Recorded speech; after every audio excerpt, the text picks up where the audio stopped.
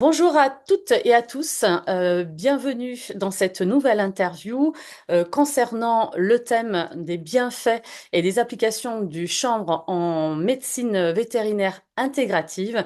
Et j'ai l'honneur d'accueillir pour parler de cela le docteur Christelle Cahen-Fournel. Bienvenue et merci d'avoir accepté l'invitation de l'ESNA. Merci, bonjour à tous et c'est un vrai plaisir de pouvoir intervenir sur ce thème. Merci beaucoup. Nous allons aborder ce thème qui est parfois controversé. On entend de tout, on peut lire de tout sur Internet, par-ci, par-là. J'aimerais avoir aujourd'hui votre vision en tant que vétérinaire sur les applications, sur ce qu'est le chanvre et comment on peut l'utiliser auprès des animaux. Mais juste auparavant, je vais quand même vous laisser la parole pour vous présenter à notre communauté. D'accord. Alors donc moi je suis vétérinaire diplômée de l'école vétérinaire d'Alfort, il y a déjà quelques temps. J'ai pratiqué comme vétérinaire canin et après j'ai eu toute une vie dans l'industrie pharma, dans le conseil, etc. Mais toujours proche des vétérinaires. Et puis récemment j'ai repris la pratique en tant que véto dans une clinique en région parisienne. Et j'ai aussi un doctorat en gestion, ce qui fait qu'en fait, j'ai plutôt un prisme très scientifique dans l'approche de tous les sujets que j'ai. Mhm. Et je ne suis pas experte en phytothérapie et je n'utilisais pas la phytothérapie avant de m'intéresser au chanvre. Alors, c'est vous dire, je viens de loin. Et c'est pour ça que votre prisme scientifique nous intéresse fortement, justement, concernant ce sujet du chanvre et ses applications donc, en médecine vétérinaire intégrative. Alors, dites-moi, qu'est-ce que le chanvre? Alors, le chanvre, c'est une plante qui est en fait une herbe sauvage qui pousse de manière endémique dans certaines parties du globe, par exemple à La Réunion, et qui a trois constituants principaux dans sa constitution. La tige, qui est très fibreuse et très résistante, qui peut servir pour les bâtiments, pour le textile, pour la litière de chanvre. Ensuite, on a les feuilles dont on se sert pour l'alimentation, par exemple des lapins, ou en infusion, mais qui ne contient absolument aucune substance huileuse ni aucun cannabinoïde, hein, qui sont les substances qui, in fine, nous intéressent ici. Et puis, on a tout en haut du plan les sommités florales, qui ne sont pas des fleurs à proprement parler, donc c'est pour ça qu'on parle de sommités florales, qui, elles, contiennent deux choses intéressantes, des trichomes, c'est-à-dire des petits poils sur lesquels, qui produisent la résine qu'on appelle de cannabis, vulgairement parlant, qui produisent aussi des graines. Et des graines, on sort l'huile de chanvre en la pressant. Ce qui veut dire que là où on trouve des cannabinoïdes, notamment le CBD, dit cannabidiol, eh bien, c'est uniquement par ces trichomes qui fabriquent cette résine. Voilà ce qu'est le chanvre. Et donc, c'est de cette manière-là qu'on peut le distinguer du cannabis, parce qu'encore une Ouais, fois, on peut entendre beaucoup de choses, ouais. beaucoup de légendes autour du chanvre, donc du CBD, des sujets d'addiction, des propos Ouais. de... Alors ça, c'est effectivement encore un autre sujet et c'est très très bien de le préciser en introduction. On parle, quelle que soit la constitution finalement de cette résine, on parle toujours de la même plante d'un point de vue purement botanique. C'est Cannabis sativa L. Donc on parle toujours de cannabis, mais dans le langage parlé, on distingue cannabis de chanvre en disant que le cannabis contient plus que 0,2% de THC dans les 30 parties supérieures du plant pris sur 50 plants du même champ. Enfin, vous voyez, c'est assez spécifique. Mais grosso modo, pour simplifier, le chanvre contient très très très très peu de THC et Aujourd'hui, les producteurs de CBD, enfin tout producteur de CBD qui se respecte et qui propose ses produits à la consommation humaine ou animale, retire le THC de ses produits, non pas parce que c'est une molécule inintéressante, bien au contraire, mais parce que réglementairement parlant, ça poserait beaucoup trop de problèmes pour ce dit fournisseur. Voilà, D'accord. c'est. Mais donc du coup, en préambule de ce propos, il n'est pas du tout question d'inciter à la consommation de cannabis, de Bien entendu. THC, parce que on sait que ça peut être très destructeur, notamment chez le jeune, d'une part. D'autre part, parce que c'est interdit encore pour le moment, en tout cas en France.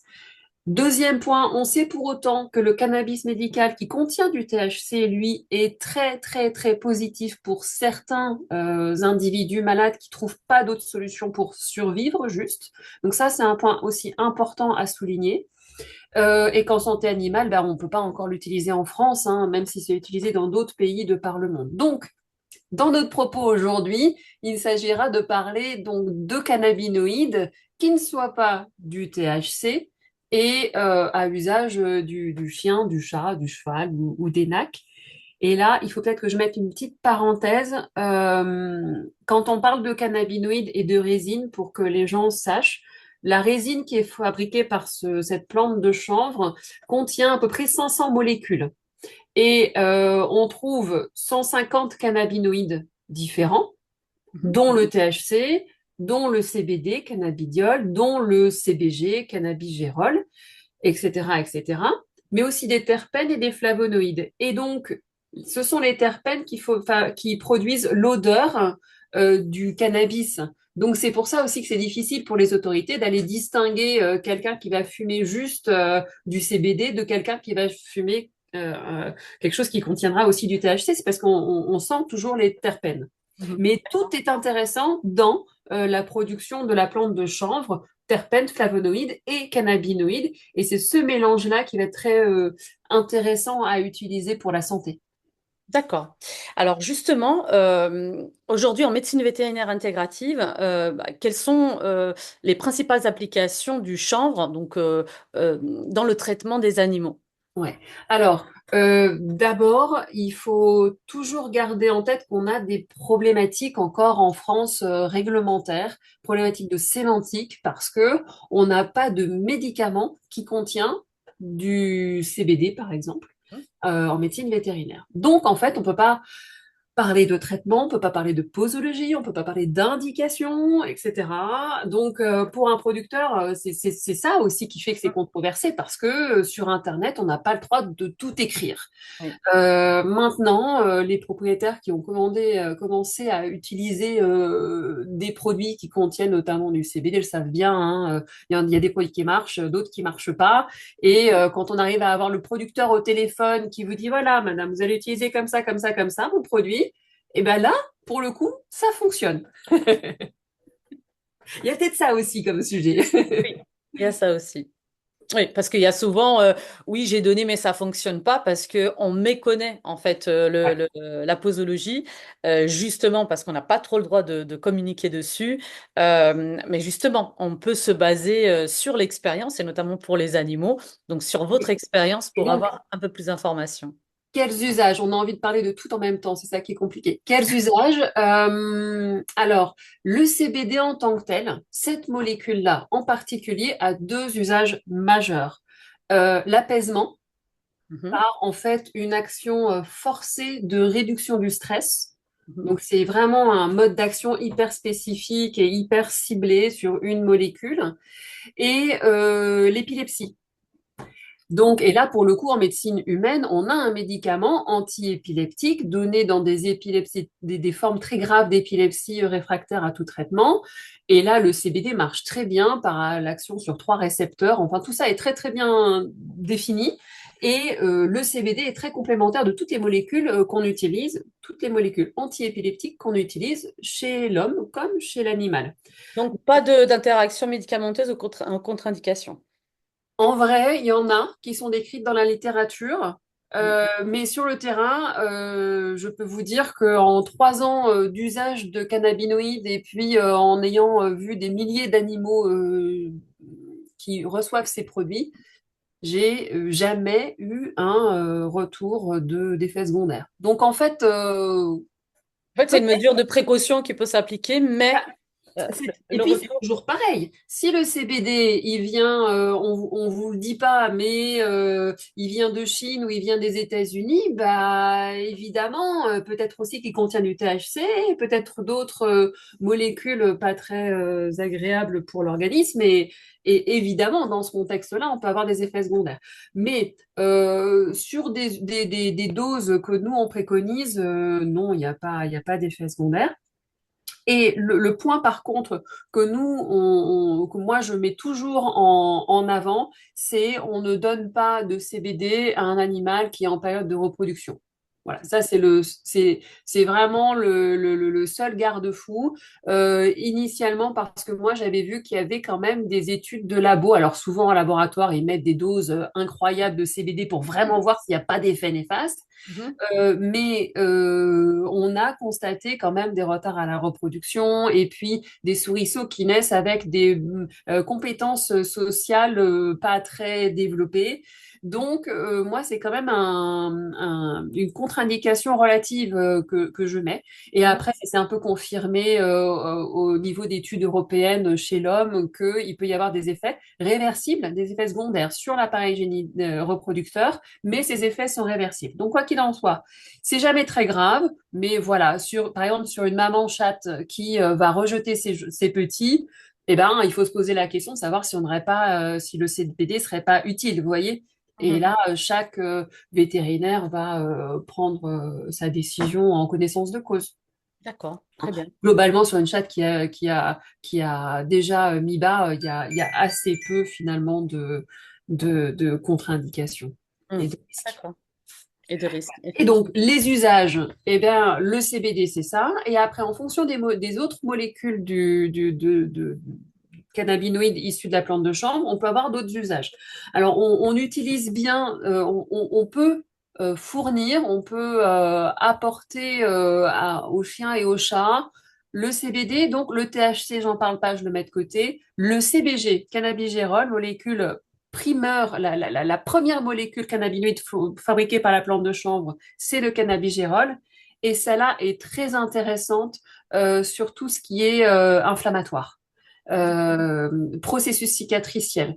Donc, inflammatoire pour mettre en place un processus de réparation du tissu. Donc, le CBG, lui, on a très très peu d'études publiées sur cette molécule, mais on a la chance d'avoir des fleurs qui peuvent être riches en CBD et en CBG, ce qui fait qu'on peut en fait extraire ce mélange-là.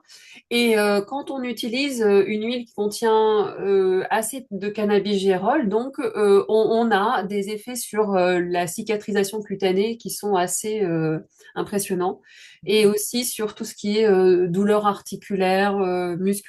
En fait, il me semble, d'après ce que j'ai lu et d'après ce que je vois, que dès qu'on met du cannabigérol, on force le site inflammatoire à redevenir sain. Donc, une plaie, et quand je dis inflammatoire, ça veut dire tout ce qui est rouge, douloureux ou chaud. Donc, une plaie, une brûlure, une douleur articulaire, une déchirure musculaire, voilà, une cicatrice opératoire, voilà, tout ce qui peut être en fait inflammatoire, et y compris les inflammations chroniques comme une douleur arthrosique, par exemple. D'accord. Oui. Donc, cela pourrait expliquer le fait que qu'on nous dise, puisqu'on ne fait pas forcément le distinguo, ah bah j'ai pris du CBD, mais ça ne marche pas. Oui, Alors alors. que, en fait, Ouais. on cherchait quelque chose, un anti-inflammatoire, et du coup, on n'est pas Ouais. sur la bonne molécule. Alors, pour expliquer un peu les choses, il y a deux aspects. Le premier point, c'est les premiers arrivés sur le CBD, ceux qui ont vu une opportunité de marché, pour être très clair, c'est ceux qui sont issus de la fumette et de la vape. Et donc, grosso modo, sans faire d'amalgame ni de discrimination ou être négatif, c'est pas ça le propos, mais c'est des gens qui connaissaient le THC. Et le THC, effectivement, quand on l'utilise à usage médical, il faut commencer par des toutes petites doses Mm. pour habituer le corps. Mais dans un contexte où on n'a pas de THC, eh ben, il faut penser à l'inverse. C'est-à-dire que moi, je donne toujours l'image d'une baignoire qui serait remplie avec un niveau d'eau. Ça, c'est en fait le système endocannabinoïde pour parler un peu On en science. parlera un peu plus tard, oui, mais allons-y. Ouais, ouais, il faut toujours être entre un niveau minimum et un niveau maximum. Si on est en dessous du niveau minimum, ben on n'est pas en état de bonne forme, on n'est pas sain, Mhm. et que ce soit au niveau d'un genou ou au niveau général.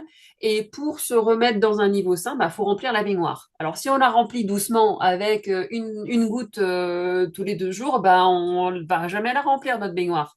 Et alors que si on la remplit beaucoup au début, ben on va arriver tout de suite à un état de bien-être, on va dire. Donc c'est ça en fait l'histoire. Il faut pas hésiter à mettre la dose en début de cure pour après diminuer pour trouver en fait une dose de croisière. Oui, parce qu'il y a ça aussi. Il y a, encore une fois, dans les légendes, c'est je commence par une goutte par jour parce que j'ai peur que mon animal devienne addict, etc. Alors que effectivement, une goutte par jour, ça va être très compliqué pour solutionner la problématique, qu'elle soit juste d'un point de vue épileptique ou anti-inflammatoire, ça va être très compliqué. Oui, et donc c'est pour ça que moi je conseille toujours de partir par exemple sur une équivalente dose à 2 mg kilo sur le CBD. Parce que je sais que là, bon, d'après la science, quand on est à peu près à 2 mg kilo sur une pathologie, alors le CBD a quand même des propriétés anti-inflammatoires, hein, Oui. mais comparé au CBG, rien à voir. Et à l'association des deux, rien à voir.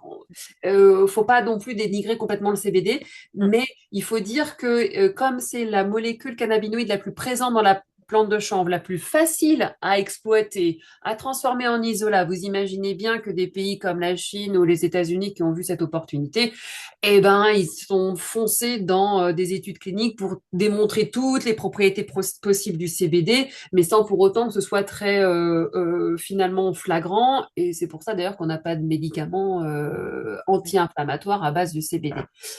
Alors, et il y a 10% à peu près des individus, animaux, chats, chiens, humains, qui vont se contenter de microdoses, 0,2, 0,3 mg kilo. Mais c'est vrai que si on commence un traitement avec une toute petite dose, ben, qu'on satisfait que 10% des animaux, évidemment, on a C'est-à-dire que 90%. ça marche pas.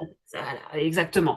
Donc, il faut prendre le bon produit, le bon mélange à la bonne dose dès le départ pour pouvoir s'en sortir correctement et comprendre comment le produit, en fait, fait du bien à mon animal et quand est-ce que je peux l'utiliser et comment d'ailleurs, parce que des fois, on peut l'utiliser pour un usage topique et puis des fois, on peut le mettre sur la gencive pour que ce soit plus efficace. Donc, ça dépend.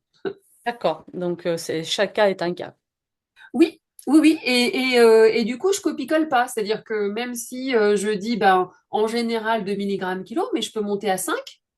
Une fois, j'ai eu comme ça une véto qui me racontait il y a eu un petit cas difficile dans sa clientèle. C'est une dame qui avait 9 téquelles et qui a été retrouvée décédée 15 jours après son décès avec les 9 téquelles. Donc, certains, enfin la plupart étaient décédés. Il en restait 4-5. Il y en a qui s'étaient sustentés, on va dire, de manière non conventionnelle. Oui. Et il y en a un ou deux quand même qui n'avaient pas mangé pendant du coup 18 jours parce qu'après se sont écoulés 3 jours de fourrière. Et elle s'est retrouvée avec un ou deux teckels qui voulaient plus du tout manger parce qu'ils arrivaient à manger leurs propres muscles, quoi. Oui. Donc là, elle a donné un mélange CBD-CBG. Le CBG et orexigène redonne de l'appétit. Et donc, on se base toujours sur la quantité de CBD qu'on donne quand même parce que c'est là nos référentiels. Donc, elle est partie sur un 5 mg kilo de CBD. D'accord. Et il y avait beaucoup de CBG aussi. Et le chien a remangé en 2 heures. D'accord. Donc voilà, bien utilisé, il faut savoir faire varier les doses. Le chien a mangé en 2 heures, même je peux continuer mon histoire. Elle lui a donné ce mélange-là pendant 48 heures, histoire de le remettre d'aplomb et de lui redonner la vitalité qu'il fallait avec le CBG. Mhm. Et ensuite, comme ces animaux, eh ben, ils étaient quand même très, très, très, très traumatisés d'avoir passé autant de temps avec leur propriétaire décédé. Il a fallu les calmer et donc gérer leur stress, leur anxiété, leur peur. Et là, elle est passée sur une dominante CBD. Là, le CBD a eu tout son bénéfice. Mais attention, encore une fois, 0,3 mg kilo de CBD sur un émotionnel, ça va pas faire grand-chose. Donc, en fonction du produit utilisé, il faut être sur 3 mg kilo, 5 mg kilo, 7 mg kilo pour voir des effets. Est-ce que ça pourrait avoir un effet sur une perte d'appétit, mais par lassitude, c'est-à-dire que l'animal il s'est lassé de manger ce qu'il mangeait. Du coup, si on va lui donner à la main, donc j'appelle ça une perte d'appétit donc capricieux. Enfin, oui, Ouais, est-ce que, sachant que bon, derrière ça, il peut avoir quand même un vrai trouble, mais si c'est je donne à la main, il va manger. Mais ouais. par contre, si je donne pas la main, il va pas manger. Est-ce que du coup, on va privilégier plutôt la sphère un petit peu plutôt stress émotionnel et aller sur du CBD, ou est-ce qu'on fait un mélange en se disant est-ce qu'il y aurait pas quelque chose, un trouble aussi inflammatoire et le mélange des deux, c'est Bah, peut-être. ça dépend du contexte. Vous avez répondu dans votre question. C'est-à-dire si on sait que l'animal a une dominante stress, anxiété, perturbation de l'environnement, le propriétaire qui est parti et l'animal qui a un peu du mal à manger ou un congénère qui vient de décéder, par exemple, bah, on ira plutôt sur une dominante CBD. Et Mhm. puis, si on sait qu'il y a une composante un peu pathologique, type un chat insuffisant rénal ou un chat en fin de vie simplement, hein, et que le cocktail médicamenteux suffit pas, oui, on ira facilement sur un 5 mg kilo de CBD, mais avec du CBG dedans. D'accord. Et on compte sur l'effet CBG. Mm. D'accord. Et j'ai du coup une question qui me vient, parce que souvent on a peur, bien sûr, des interactions médicamenteuses. Est-ce que on peut en donner en cas de traitement, ou pas d'ailleurs, mais en cas d'une pathologie qui revient souvent, c'est l'insuffisance cardiaque, en cas de cardiopathie, euh, Alors, avec traitement ou pas, est-ce qu'on peut en donner? Et lequel? aucun problème, c'est-à-dire qu'on n'a pas dans la science décrit d'effets précis et vraiment dans un seul sens des cannabinoïdes sur l'appareil cardiovasculaire au sens large. Mhm. Donc, aucun problème. Et alors, pareil sur l'obésité, hein, c'est-à-dire que même si on a des fumeurs de cannabis qui sont dans la moyenne, dont le poids est inférieur à la moyenne des non-fumeurs de cannabis, c'est pas pour autant qu'on peut vendre du cannabis avec une santé THC, bref, pour faire perdre du poids. Le truc là, ça marche pas. Mais pour autant, sur les indications médicamenteuses, il faut quand même préciser que moi, je suis prudente avec l'association avec un médicament qui s'appelle, enfin une molécule qui s'appelle la fluoxétine, qui est en Mhm. fait le Prozac, Oui. qui a des équivalents en santé animale, où là, on adresse le même type de récepteur, le même groupe de récepteurs, bien qu'on arrive à saturation avec une dose et qu'il y a peu de risques, je suis un peu plus prudente parce que la fluoxétine, c'est quand même une molécule enfin, un psychotrope qui induit des effets, potentiellement peut démasquer d'agressivité. Donc, moi, je suis toujours prudente avec les molécules plutôt psy, Mm. pas avoir des comportements inappropriés de l'animal, quoi. Est-ce que ça peut potentialiser l'effet de... Ben, je l'ai jamais essayé, donc je peux pas vous dire. Donc, par mesure de précaution, c'est mieux. Ouais, voilà. Et puis après, sur quoi il faut être prudent? Après, on lit dans la littérature que ça peut potentialiser les morphiniques. D'accord. En vrai, on n'utilise pas. J'ai rarement vu les deux utilisés en même temps, donc je peux pas vous dire que ça potentialise l'efficacité des morphiniques. Moi, ce que j'ai vu dans la vraie vie, c'est des animaux qui étaient grabataires, douloureux et grabataires, gérés avec des morphiniques. Et in fine, ils sont revenus avec un mélange CBD-CBG parce que ils étaient beaucoup moins douloureux avec D'accord. ce mélange. Donc, pour autant, c'est pas des médicaments, mais bon, voilà quoi. Si c'est encadré, vous pouvez les remplacer en fait. Ben, en fait, au bout d'un moment, je vais vous dire, hein, c'est le propriétaire qui finit par refuser un traitement et choisir un autre, hein. On peut dire ce qu'on veut en tant que veto, des fois la réalité nous rattrape, hein. Mm. Oui. Et, rattrape aussi les agences réglementaires. Bon, Mm, voilà, c'est comme ça, hein. tout à fait. Alors, j'allais vous demander comment vous pouvez nous expliquer donc comment les composés du chanvre peuvent interagir avec le système endocannabinoïde. Je vais y arriver des animaux, mais vous me l'avez déjà Oui, alors, ouais, j'ai grosso modo ouais, expliqué. vous avez amorcé, dégrossi un petit peu la chose. Ouais, mais en fait, je pense qu'il faut ajouter deux points. Le premier, c'est que il faut toujours avoir conscience que plus on gère la zone qui est malade en Mhm. direct, mieux c'est. Par exemple, des femmes qui ont une endométriose, bah, par exemple, il faudrait mettre un bolus qui contient du CBD, du THC et d'autres molécules, peut-être intravaginal. Mm. Sur une articulation qui est douloureuse, c'est masser avec du CBD, du CBG, avec un véhicule qui soit de l'huile de chanvre, par exemple, parce qu'on sait que l'huile de chanvre, ça pénètre très très bien. Mm. Donc, plus on a une action locale, s'il y a une plaie, évidemment, c'est en direct sur la plaie. Plus on a une action locale, plus... Ouverte? Non, Pardon? ouverte, on peut mettre sur une plaie Oui, ouverte. oui, oui, oui. Parce que le CBD et le CBG, figurez-vous qu'en plus, c'est très, très, très bactéricide. D'accord.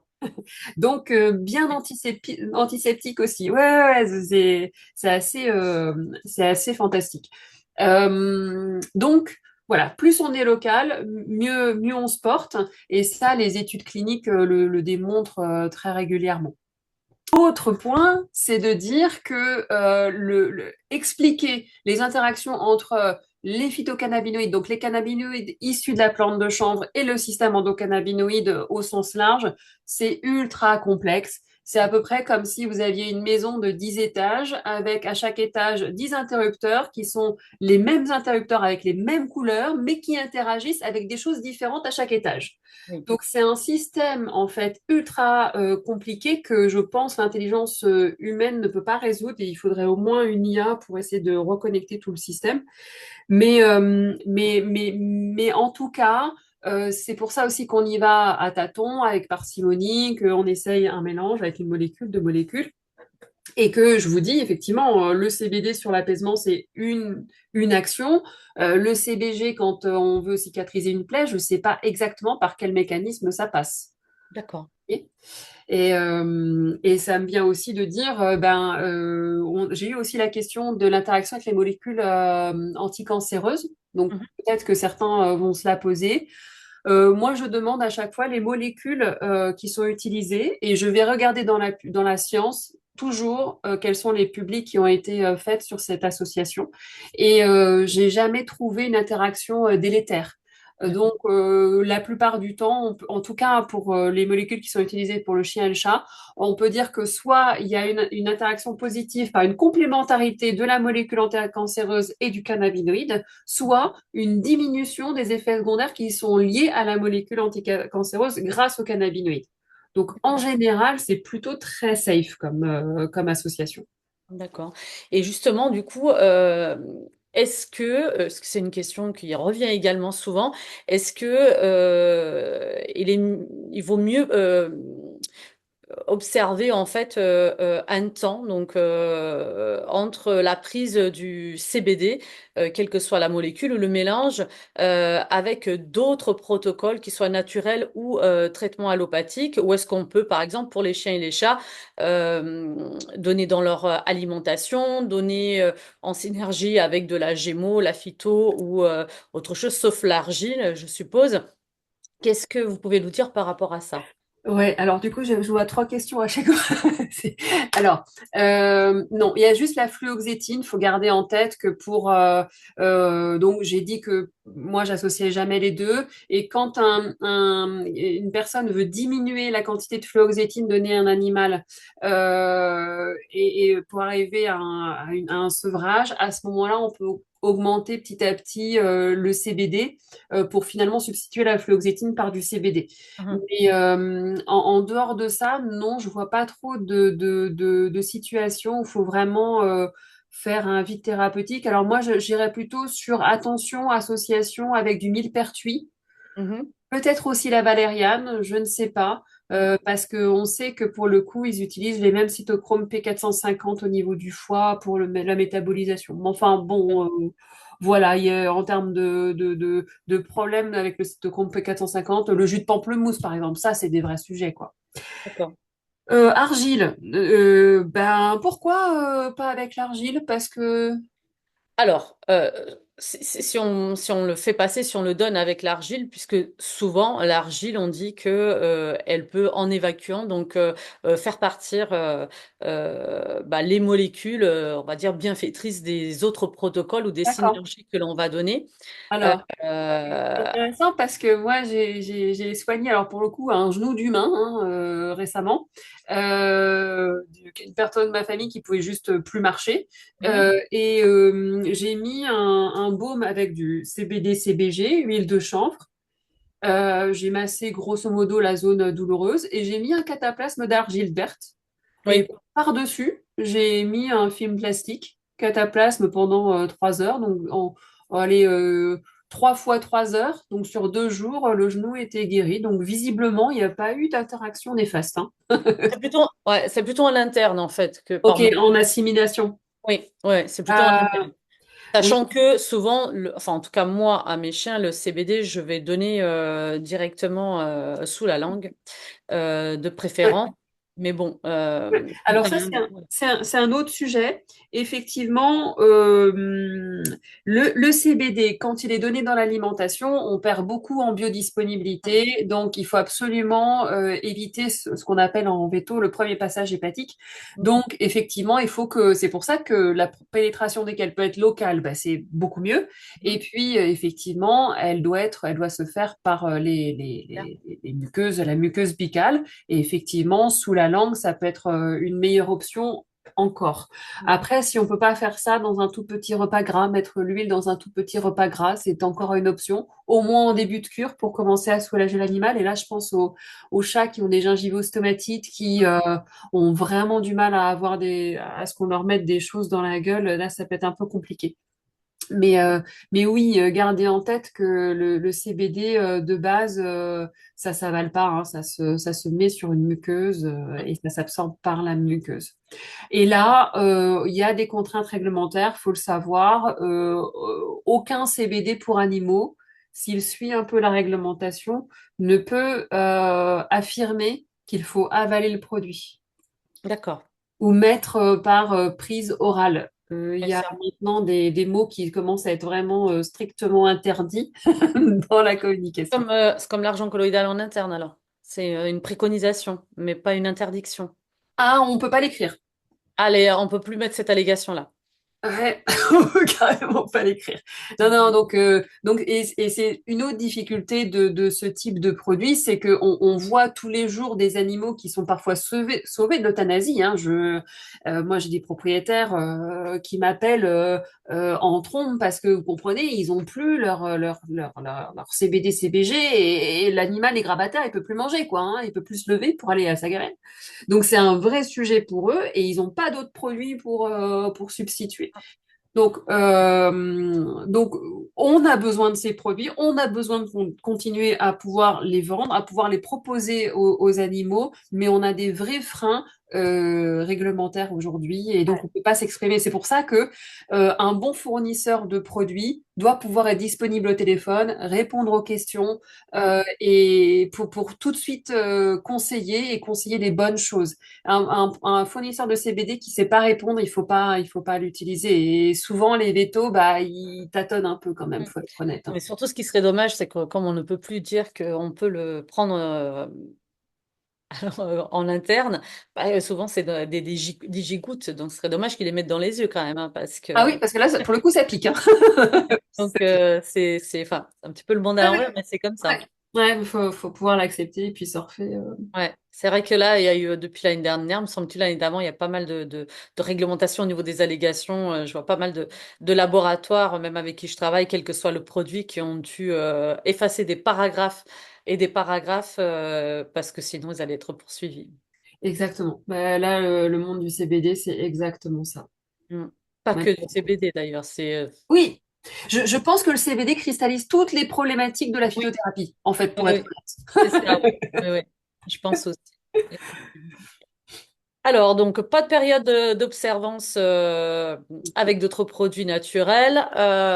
Très bien. Donc, on a vu le mode d'administration selon l'expérience que vous avez les plus préconisés. On a vu un petit peu au niveau de tout ce qui est donc réglementation et légalité. Donc, c'est légal en France et en médecine vétérinaire aujourd'hui, puisque ce n'est pas un produit addictif, ce n'est pas la drogue comme le cannabis euh, Alors, oui, chez l'humain. attention, c'est légal. Mhm. C'est légal. En tout cas, la seule forme de produit qui est vendable Oui, sont des produits qui sont catégorisés comme produits d'hygiène et de soins. d'accord. Les aliments complémentaires qui contiennent du CBD sont interdits à la vente. Donc, alors pour rappel, on parle de compléments alimentaires quand il s'agit de ce type de produit qui est destiné à la consommation humaine, et on parle d'aliments complémentaires quand c'est destiné aux animaux. D'accord. Les aliments complémentaires sont formulés sur la base de la composition de composés qui s'appellent des additifs, et le Mhm. CBD est interdit comme additif à ce jour. Donc, un aliment complémentaire ne doit jamais contenir de CBD. Et alors, dans quelle catégorie on va placer du coup les petites gommises là, je crois qu'on appelle ça comme ça. Oh, alors là, c'est interdit. Il y a eu je crois que, alors récemment, il y a peut-être Récemment, d'accord, parce que moins. Hmm, j'en ai vu, enfin oui, c'était des, oui, euh, des sortes de compléments alimentaires pour les ouais, animaux où on donnait donc en solide et non ouais. pas en liquide, donc ça, c'est récent, d'accord, ok. Alors ça a toujours été interdit, mais en fait, il y a les producteurs ont arrêté la vente Mhm. suite à des contrôles, vous voyez. En fait, tant qu'ils D'accord. n'étaient pas pris, ils pouvaient continuer. Mais les gummies aussi en santé humaine sont interdits. Il y a eu un gros problème avec un enfant de 3 ans qui est décédé, je crois, il y a 6 mois avec des gummies. Alors, je ne sais pas ce que comptaient les gummies, hein, Mhm. mais depuis, je pense qu'il y a eu un vrai beaucoup de contrôle et D'accord. d'interdiction sur les gummies. Donc, non, non, pas de croquettes, pas de friandises avec du Ah, CBD. j'ai vu des friandises, oui, des friandises au CBD, oui. Non, ça, c'est plus possible. Alors, donc, du coup, ça permet aussi hein, de faire le tri bons producteurs, des bons Ouais, producteurs, d'accord. sans faire d'allusion avec les chasseurs. Et donc, du coup, les médicaments, ça n'existe pas. Et en Mhm. fait, même un médicament ne pourrait pas, en fait, répondre aux nécessités d'un dossier d'autorisation sur le marché. Donc, je pense qu'il n'y aura pas de médicaments vétérinaires faits dans les règles de l'art. Mhm. Il nous reste les préparations extemporanées que peuvent faire les vétérinaires phytothérapeutes, mais le CBD, enfin la plante de chanvre, ne fait pas partie de cette pharmacopée qui permet de faire des préparations extemporanées à ce jour. Donc, d'un D'accord, point de vue réglementaire, la seule option, c'est les produits d'hygiène et de soins. d'accord, très bien. Donc tout ça doit être hyper encadré Ouais, et hyper, enfin très surveillé. Je sais moi par exemple que je formule des produits qui contiennent des cannabinoïdes. Eh bien, j'ai ma tête pour penser et puis j'ai mon producteur qui est un historique du chanvre et j'ai ma pharmacienne qui est experte dans la réglementation sur les produits qui contiennent du chanvre en santé humaine comme en santé animale. Et à trois, on arrive à faire des choses qui soient correctes vis-à-vis de la réglementation. Sinon, tout à fait, oui. voilà, Ouais. c'est très difficile de manœuvrer. Voilà. Et c'est vrai que encore une fois, ce serait de la poudre de perlimpinpin. Moi, je vous dirais, bah, c'est pas grave, hein, en fait, pour arnaquer les gens, j'ai autre chose à faire de ma vie. Mais là, il se trouve que ça fait tellement de bien aux animaux que ben, on trouve tous les jours des solutions pour continuer à vendre ces produits. Voilà. Alors, je vais me faire un petit peu l'avocat du diable et je voulais que vous puissiez vous exprimer là-dessus. Quelle est la différence entre quelqu'un qui va dans un magasin, pour pas citer le nom, qui vend ce genre de produit, où il y a une étiquette aujourd'hui pour humains et puis spéciale animaux, avec différentes dilutions d'ailleurs. Ouais. Et j'aimerais qu'on en parle après des dilutions. Oui. Et ma question, c'est est-ce qu'il faut vraiment un produit estampillé pour animaux ou est-ce que je peux donner du CBD pour humains, donc à un animal? Non, le sujet, ça va être toujours de demander. Normalement, un fournisseur de produits qui contient du CBD est dans l'obligation de fournir ce qu'on appelle le certificat d'analyse sur la simple demande du client. Donc ça, c'est bon. Et alors, on va estimer que le certificat d'analyse qui est donné au client correspond bien au lot du produit qui a été acheté, hein, évidemment. Euh, mais c'est sur la base de ce certificat d'analyse là qu'on pourra se dire oui, c'est safe que je le donne à mon chien ou pas. Parce que le problème majeur qu'on va trouver, c'est soit, comme je le disais tout à l'heure, des produits qui contiennent du THC et donc on se méfie pas et on donne des grosses doses et effectivement, ça peut avoir un effet un peu sédatif. Alors, j'ai entendu des nausées, des tremblements, Ouais, vous voyez, ou un animal qui est un peu groggy, etc. Là, à mon avis, il y avait du THC dans ces produits. d'accord. Et puis, l'autre point, donc globalement, un bon produit d'humaine peut très bien s'utiliser sur un D'accord. chien ou un chat, si on n'a pas de THC, si on est sûr qu'il n'y a pas de THC. Mais c'est la problématique. Ah, ou si on est en dessous de 2%, parce que je crois que les produits, c'est en dessous de 2%, il ne faut pas qu'il y en ait du tout au niveau animal. Non, non, c'est pas du tout, du tout, du tout, du tout, D'accord. du tout. Il vaut mieux pas. Pour des problèmes réglementaires. Mm, Après, je vais vous dire, hein, je pense qu'il y a un mélange qui serait très, très, très intéressant et qui est disponible uniquement en Suisse. mm, C'est un mélange qui a un 20 pour 1 CBD THC d'un point de vue médical. d'accord. Donc, en Suisse, comme ils ont droit à 1% de THC dans leurs produits, là, on peut avoir peut-être un mélange qui pourrait être pas mal sur certaines pathologies, notamment humaines. Mais bon, là, je m'écarte un peu du sujet. À partir du moment où on ne sait pas s'il y a du THC dedans, on ne sait pas quelle dose utiliser, on ne sait pas comment utiliser le produit, donc il faut rester prudent. Et en Mhm. général, en CBD shop, ils vont vous dire mettez une ou deux gouttes matin et soir, et Mm, puis pas plus de 5%. Donc ce qui est juste une hérésie, quoi. Avec deux gouttes à 5%, on ne fait rien du tout, mm. quasiment. Et j'avais une autre question. Vous en pensez quoi donc de ces produits CBD pour animaux avec des parfums, au saumon, poulet Bah, quand on veut le mettre dans la gueule, c'est quand même nécessaire d'avoir un petit goût. mm. Il faut se méfier. Donc, moi, je sais par exemple qu'on ne met pas de saveur type poulet ou autre, hein. Bah, du coup, il est plus tellement naturel, quoi. Ben non, mais c'est surtout que par rapport à un humain, nous, on peut pas bien prendre un macérat qui va être vraiment infâme, Mm. alors que le macérat chez le chien, vous pouvez toujours vous lever tôt le matin pour essayer de le mettre parce qu'ils sentent hein, les terpènes et Ouais. de loin, hein. Et puis alors, quand ils sont malades, ils sentent que ça leur fait du bien, alors ils prennent Mm, naturellement beaucoup. mm. Mais quand ils en ont plus besoin, vous les coursez pour aller. Donc, c'est vrai que les goûts, ça peut être utile. Moi, je sais que je fais appel à de l'huile de noisette ou de l'huile de saumon ou de l'huile de carotte. Ou, enfin, vous voyez, j'essaye de trouver quand même des goûts qui font qu'on va pouvoir l'appliquer sur la muqueuse buccale pour d'abord, par exemple, cicatriser la muqueuse buccale quand c'est nécessaire. Mm. Oui. D'accord. Alors, vraiment, moi, je sais que je fais nature, comme je soulève la babine et je mets sous la langue. Bon, il y en a qui apprécient plus que d'autres, c'est sûr, mais bon, c'est un Mm, mm. peu comme les enfants Oui, pour, exactement. pour les sirops qui sont pas toujours très Mm, appétants. Chez le chien, ça passe. Chez le chat, on a des vraies Ouais, problématiques. le chat, c'est vraiment très Ouais. problématique. Pas Ouais. que le CBD, Non, c'est ça. ouais, les protocoles et les produits naturels en général, ou même pas naturels d'ailleurs, Mm. c'est plus compliqué. Alors, je vais savoir, est-ce que vous faites des formations pour vos confrères vétérinaires ou pas du tout? Alors oui, oui, oui, on essaye d'en faire un maximum. Mm, C'est vrai que, enfin, moi, par rapport aux produits que je vends, on est une équipe qui est toute petite, petite, petite, donc on essaye de faire au plus efficace.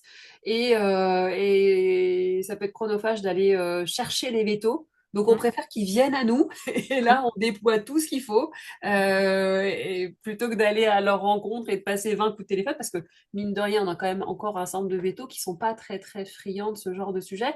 Oui. Et même si on leur montrait que ça marche, il faut quand même un temps pour le changement d'habitude. Et Mm. ça aussi, ça prend du temps. Oui. Et c'est vrai que tant qu'on voit pas les effets, on n'y croit pas, Mm. en vrai, pour être honnête. Très bien. Et une dernière question, comment est-ce que vous voyez l'avenir de l'utilisation du chanvre justement dans le domaine vétérinaire? Alors, par rapport à ceux qui ont déjà commencé à l'utiliser, donc ceux qui l'utilisent pas forcément, vous venez déjà de répondre, ça Ouais, va prendre du temps, on le comprend ouais, pour ouais. plusieurs raisons que vous venez d'évoquer.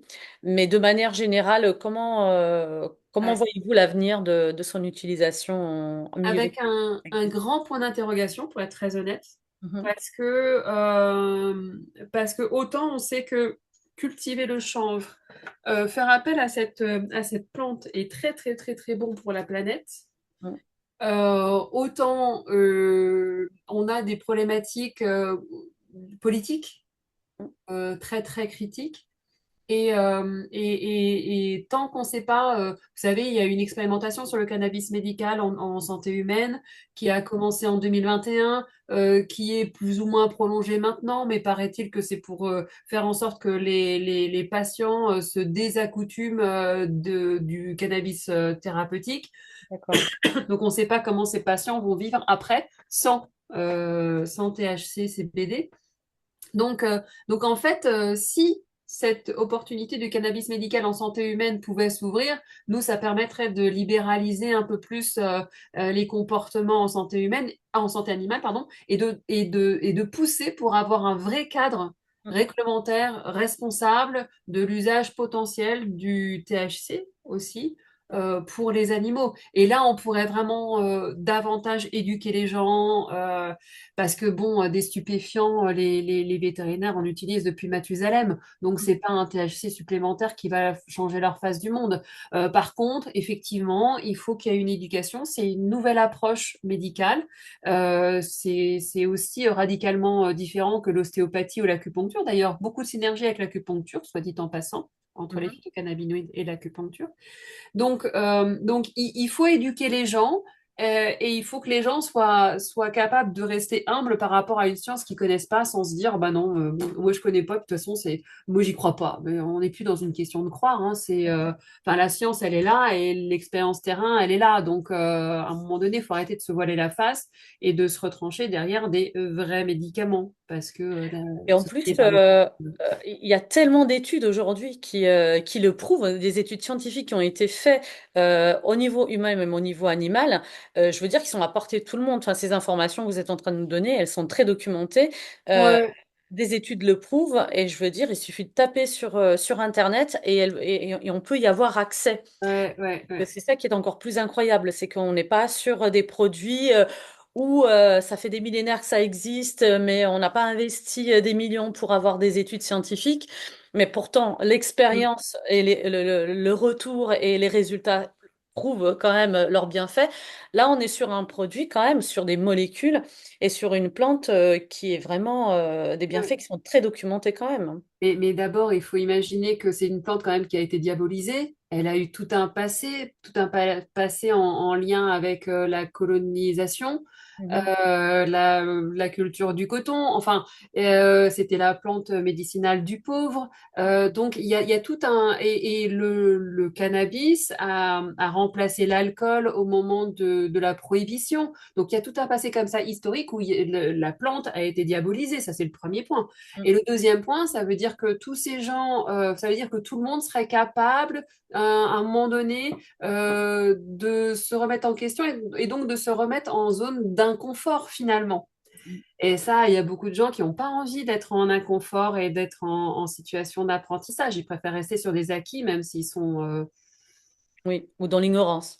ouais, ouais, ouais, ouais, pas optimaux. Et puis, ils préfèrent utiliser des molécules qui vont induire des effets secondaires, alors que, ils pourraient utiliser des molécules naturelles d'abord, Mhm. si c'est possible pour l'animal et le Tout à fait. propriétaire, évidemment. Mm. Alors, en conclusion, Quels sont les points clés que vous aimeriez que les auditeurs, ou en tout cas la communauté, notre communauté qui va regarder cette interview, retiennent Ouais. sur le champ en médecine vétérinaire intégrative? Ouais. Alors, je garde en tête que ce sont des propriétaires, que ça peut être des naturopathes, des professionnels de la santé animale ou des vétos. Ben, moi, je pense qu'il faut d'abord pas hésiter à communiquer auprès des gens qui savent et qui Mhm. peuvent répondre à des questions et se faire accompagner. C'est absolument clé. Euh, ben, en fait, c'est vraiment le premier message parce que je pense qu'il faut que plus il y a de partage d'informations, plus il y a de questions posées, plus on remet en question et remet sur la table les données de la science et les données de terrain, Mhm. plus on avance. Mhm. Et plus on fait des produits qui vont être performants, qui vont apporter du bien à l'animal, quand on produit ou on prescrit, enfin, je pense que tous les vétos ou tout soignant le sait, quand on a un feedback de oh, ça a fait vachement de bien à mon animal, heureusement que bah, ça fait du bien aussi, ça permet aussi de continuer à avancer. Donc moi j'ai un peu, pardon, une phrase de conclusion très égocentrée, c'est faut pas hésiter à nous faire intervenir, à nous poser des questions pour faire du bien aux animaux qu'on soigne, quoi, tous les jours. Alors justement, ce que je vous propose, c'est de vous laisser en commentaire de cette interview le contact de Christelle, qui se fera une joie de répondre à vos questions. J'espère que vous ne serez pas non plus trop envahis, mais Pas grave. voilà, qui pourra vous répondre pardon, à toutes vos questions en termes de bienfaits, d'utilisation. Et d'application au niveau des animaux et des humains également, je présume. Je vous remercie, Christelle, Avec d'avoir répondu présente à cette interview pour ce thème qui me passionne et je trouve qu'il est vraiment très passionnant parce que controversé, justement. Euh, Mm. donc, ça donne ce côté un petit peu passionnant à la chose. Et je vous remercie donc tous ceux qui vont suivre, qui vont regarder cette interview. Je vous invite à la faire voyager en la partageant sur vos réseaux afin qu'on puisse démocratiser et démystifier ce CBD, ce chanvre et son utilisation au niveau des animaux. Parce qu'il peut apporter vraiment de réelles solutions et des solutions vraiment bienfaitrices, il peut apaiser. Donc n'hésitez pas à partager autour de vous. Merci beaucoup Christelle. À Merci très bientôt. beaucoup. Merci, à bientôt. Au revoir.